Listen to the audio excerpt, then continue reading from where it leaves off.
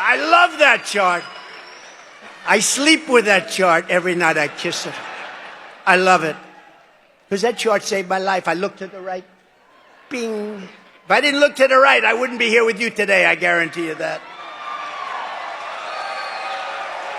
And it was amazing because that chart is seldom used, because I don't like to brag.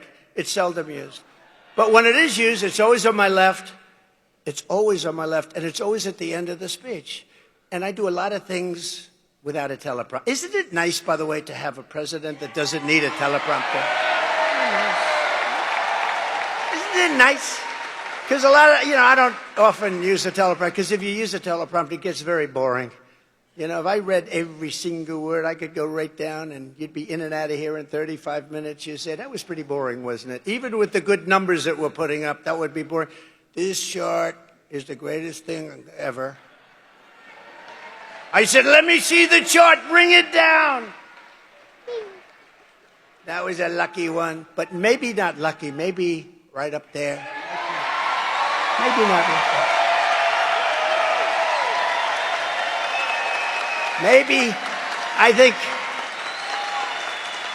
my two sons are great shooters, and they said, Dad, from 130 yards, a bad shooter couldn't miss with that gun, AR-15.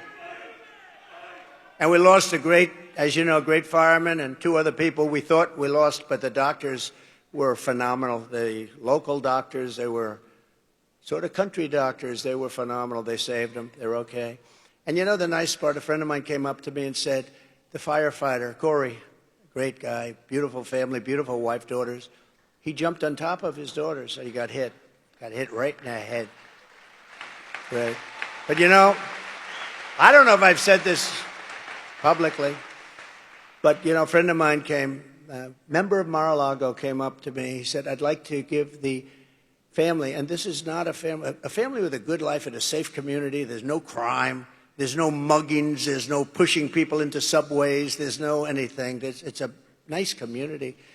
And Butler. And a friend of mine came up and he said, I'd love to give the family of the fireman a check for something. I said, good. I think it would be great. How much? He said, I don't know. And he handed me a check, signed it, $1 million. I said, wow. And then, when it was presented to this incredible wife of Corey, really incredible, devastated by what happened. He was a big fan. He was a big Trump guy. He had everything. They all were, all three, but the crowd was as far as they said 55,000 people, as far as the eye could see, and nobody left. When those bullets went off, like if it happens at a soccer game, they hear a bullet, everyone, they call it a stampede, like cattle. It's a stampede, and people are killed. Many people are killed. These bullets went off, but not one. There were a lot of them, 8, 9, and they went off. Secret Service shooter was unbelievable. The local police, actually, they did a great job in terms of the shooting. He may have also hit this lunatic, but think of it. So we gave her the check. She's never seen anything like it. They live a very nice life, but no money, no money. And now she has $1 million. I said, that's only the beginning, because we did a GoFundMe, and they raised about $6 million. And so the other two men that got hit were really hit hard. They were not going to make it. First question I ask is, how many people were killed? Because with so many people, no matter where a bullet goes, going to hit somebody.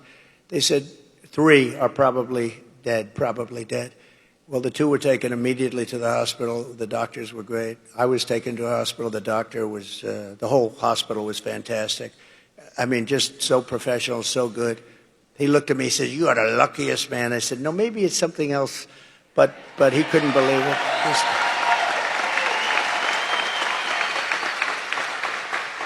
The doctor said, sir, this would be a good day for you to go to the lottery and buy a nice ticket. Because what happened here, I've never said anything like that. But look, some very good things happened. The nicest thing when people say, it was God, and God came down and he saved you because he wants you to bring America back. So many people say that.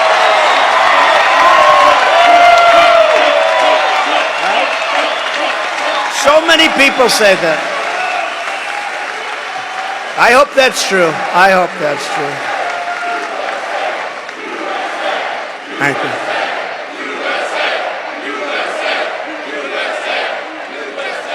And then I had a little more of God's help about 2 months later. You saw that? Where a brilliant Secret Service agent, that's all you can say. You know, a lot of people, when they walk down grass, beautiful flowers, very thick shrubs, everything beautiful, they could say, oh, what beautiful, oh, isn't this guy nice? He wasn't looking at this guy. This guy was no games, and he was walking down the middle of that fairway, and he's looking over.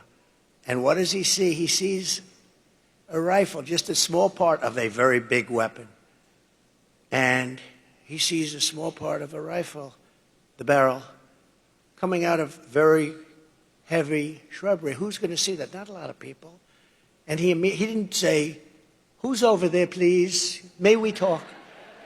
No, he took his gun and he started shooting him. And the guy dropped his... No, think of that. That's... Nothing's in the category where I have to turn to right. You have about 1/8 of a second where you're safe.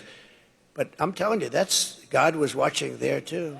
Because you needed somebody really sharp. I give Secret Service a hell of a lot of credit. These are, look, they've been hit hard because of Butler, because, the building should have been taken care of, and they understand that. But when I went down, I had 4, 5, 6 people right on top of me, and there were bullets flying right over our heads. A lot of bullets were flying right over our head. They were not sitting back and taking a pass. They were not saying, oh, gee, I'm not going to go over that. That's dangerous stuff. They were on top of me in seconds, and you got to give them a lot of credit. But here you have to give them credit, too, because this agent, I would have been in that location within 10 minutes, right? And right next to the guy, practically. And this guy spotted, shot. But how about this? He then ran. There's a fence in between, cyclone fence. And he then ran across the street, down the block to get his car. Only a woman could do this because men aren't smart enough, I'll tell you.